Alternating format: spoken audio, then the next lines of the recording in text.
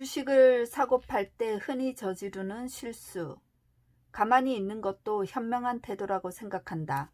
ROE가 만족스럽고 능력 있고 정직한 경영진이 경영하는 기업이 주식시장에서 과대평가되지만 않는다면 우리는 어떤 주식이라도 얼마든지 무한정 보유할 수 있다. 워렌 버핏의 말입니다. 첫 번째 실수. 고점이나 저점을 짚어낸다. 많은 투자자들이 주식을 저점에 사서 고점에 팔 수 있다고 믿는다. 저점 매수란 주가가 저점에 이를 때까지 매수를 늦추는 행위를 말한다. 고점 매도란 주식을 팔기 전에 마지막 한 푼이라도 더 쥐어짜내려는 행위를 말한다. 저점 매수나 고점 매도가 인기 있는 첫 번째 이유는 지나친 자신감이다. 대가들은 만장일치로 저점 매수와 고점 매도에 태자를 놓는다. 주가는 무작위로 움직이기 때문에 주식의 저점이나 고점을 지속적으로 맞추는 건 불가능하다는 생각이다. 대가들이 보기에 저점 매수, 고점 매도를 시도하는 사람은 무모하고 자신감이 지나친 투기꾼일 뿐이다. 그뿐 아니라 이런 시도에 따르는 위험을 경고하기까지 한다. 저점 매수를 노리는 사람은 주가가 하락할 때 너무 기다린 나머지 매력적인 주식을 놓칠 수 있다. 매수 기회를 놓친 후 주가가 반등하기 시작해도 반등하는 움직임을 부정하거나 저점보다 높은 가격에 사기 싫어서 매수를 망설인다. 결국 기회를 놓친다. 마찬가지로 고점 매도를 시도하는 사람은 주식을 너무 오랫동안 들고 있다가 고점을 놓치기 일수다. 고점을 놓치면 고점보다 낮은 가격에 주식 팔기를 망설인다. 대개 이러다가 고점 이후 주가가 반락하면 꼼짝도 못하는 상황에 놓인다. 투자자에게 가장 중요한 교훈은 최적 가격을 노리지 말라는 것이다. 두 번째 실수, 상승주를 팔았다가 더 낮은 가격에 되산다. 수많은 투자자들이 나중에 더 싼 가격에 되살 생각으로 상승주를 파는 방법을 동원해 조금이라도 더 이익을 쥐어짜내려고 했다. 그런데 이런 방법이 실은 얼마나 어려운지 아는 사람은 거의 없다.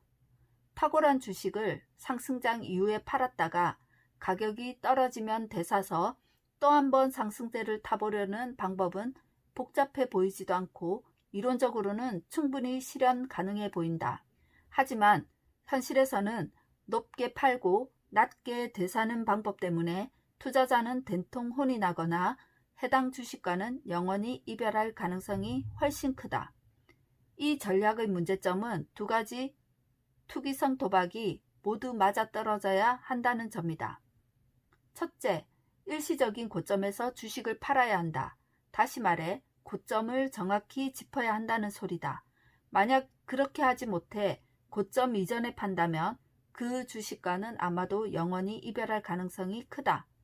많은 투자자들이 더 높은 가격에 되사길 꺼리기 때문이다. 둘째, 설령 고점 근처에서 팔았다고 해도 여전히 일시적인 저점에 매수해야 하는 문제가 남아있다.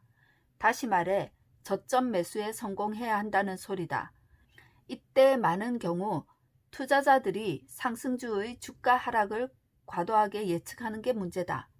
너무 오래 기다리다가 주식을 되살 기회를 놓친다.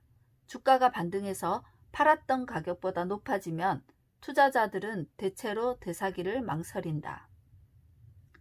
세 번째 실수, 상승주를 팔고 하락주에 매달린다.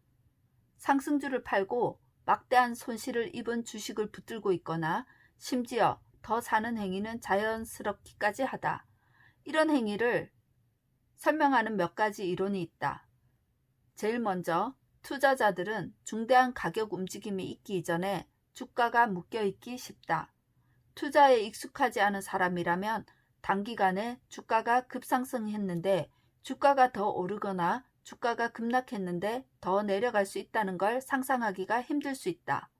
많은 사람들이 상승주가 더 상승할 여지가 없다고 판단하고 별로 상승하지 않은 다른 주식으로 대체하려 한다.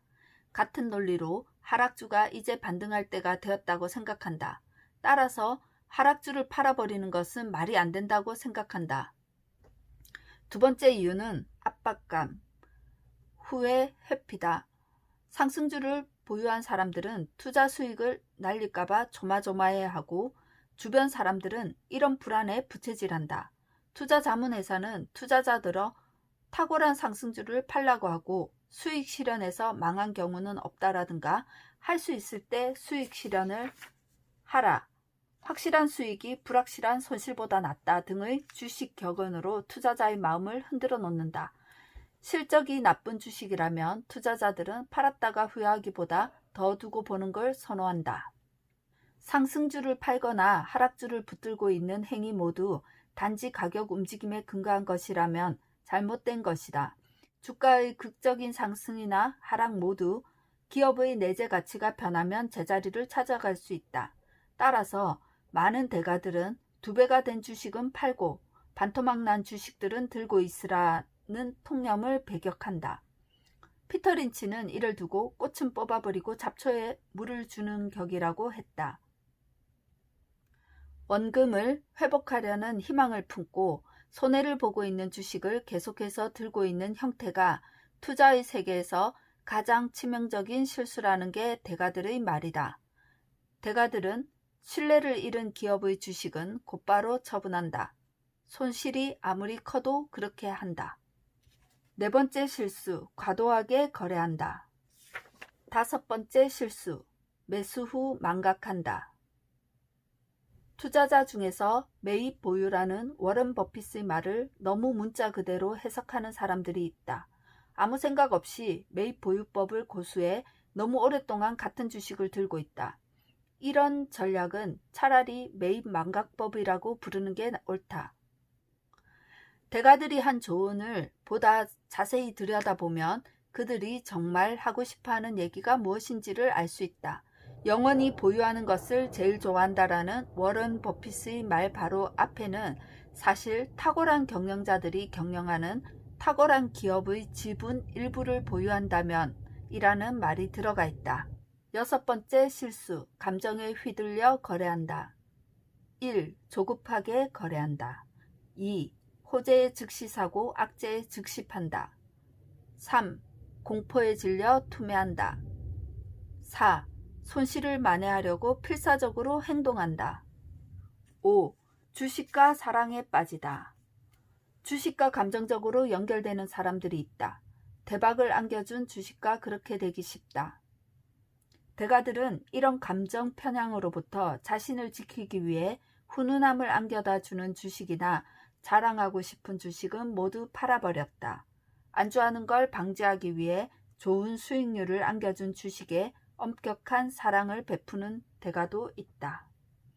7번째 실수, 옳다는 걸 증명하려고 주식을 보유한다. 투자의 본질은 돈을 버는 것이다. 대가들은 대단한 자존심을 가지고 있지 않다. 시장을 겸손하게 대한다. 8번째 실수, 촉매가 있어야만 주식을 매수한다. 9번째 실수, 세금 문제에 연연한다. 10번째 실수, 우량주를 놓친 대신 굼벵이를 산다. 너무 비싸다고 생각한 나머지 우량주를 놓치고 난 후 홧김에 급이 조금 떨어지는 놓쳐버린 우량 기업의 경쟁 기업 주식을 대신 사는 경우다. 경쟁 기업이 아직 상승할 여지가 있고 결국 우량 기업을 따라잡을 거라는 희망적인 생각이 매수 근거다. 피터 린치에 따르면 이는 너무 순진한 생각이다. 급이 떨어지는 기업이 우량 기업에 비해 굼벵이인 데는 다 이유가 있다.